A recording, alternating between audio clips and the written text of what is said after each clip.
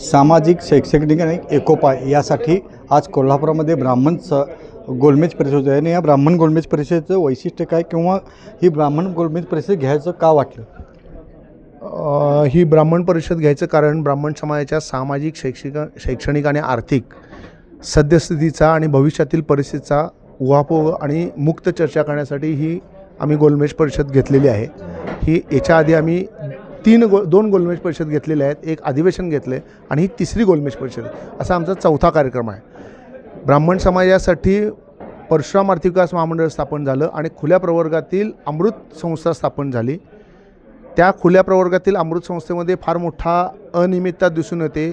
त्याचे जे व्यवस्थापक आहेत त्या व्यवस्थापकांना 10 कोटीचा अधिकार दिला गेला, असा त्याच्यासाठी शासनाची मान्यता घेण्यात आली नाही. ती जी संस्था ज्या खात्याच्या अंतर्गत येते, ओबीसी खात्याच्या अंतर्गत येते, त्या खात्याच्या मंत्री आणि सेक्रेटरी यांची मान्यता घेण्यात आली नाही, शासनाची परवानगी घेण्यात आली नाही, कॅबिनेटची मंजुरी घेता आली नाही आणि एकाधिकारशाही पद्धतीनं तिथं अनियमितता आणि भ्रष्टाचार चालतो की काय अशी शंका येते. 55 कोटी हे शासनास परत पाठवले गेले. याचा अर्थ तिथं बसलेले हे अधिकारी जे आहेत ते नाकर्ते आहेत, त्यांच्यात कर्तृत्व नाही म्हणून ते पैसे परत गेले आणि आमचा समाज याच्यापासून वंचित झाला. एकटा आमचा समाजच नाही तर खुल्या प्रवर्गातील सगळेच वंचित राहिले.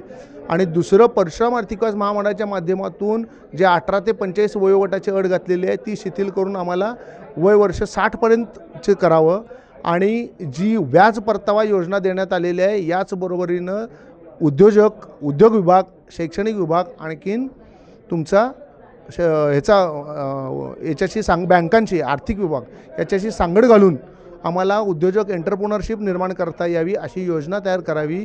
आणि त्याला जो निधी मिळालेला आहे तो अत्यंत तुटपुंजा मिळालेला आहे. कोंबडी आधी का अंडा आधी अशी परिस्थिती याची झालेली आहे. म्हणजे कार्यालय आधी आणि नंतर महामंडळ स्थापन अशी परिस्थिती झालेली आहे. या सगळ्याची सांगोपांग उहापोह सविस्तर चर्चा करण्यासाठी आम्ही इथं गोलमेज परिषद आयोजित केलेली आहे. आणि या सर्वावरती अंकुश ठेवून याचा पाठपुरावा करण्यासाठी राजकीय आणि शासनाकडून, सरकारकडून समाजाच्या मागण्या पूर्ण करण्यासाठी आम्ही एक राज्यस्तरीय कृती समिती निर्माण करण्याचं ठरवलेलं आहे. त्याची अंमलबजावणी आणि ती समिती कशी असावी याचाही विचारविनिमय होण्याच्या उद्देशानं आम्ही ही आजची गोलमेज परिषद घेत आहोत. या परिषदेला राज्यातून मराठवाडा, कोकण, खानदेश या सर्व भागातून लोक आलेली आहेत. महाराष्ट्रातील विविध भागातून आलेले हे ब्राह्मण समाजाचे सगळे एक प्रकारचे प्रतिनिधित्व करणारे प्रत्येक भागातील एक नेते आहेत. त्यामुळे या ठिकाणी गोलमेज परिषदेला ज्या अमृत योजना असेल किंवा परशुराम महामंडळ असेल यामध्ये झालेला भ्रष्टाचाराचा ओहापोह व्हावा यासाठी राज्यस्तरीय आंदोलनही छेडण्यात येणार आहे. याची चौकशी व्यवस्थित व्हावी अशीच अपेक्षा आज गोलमेज परिषदेमध्ये होत आहे. अमरसिंह पाटील, जय महाराष्ट्र, कोल्हापूर.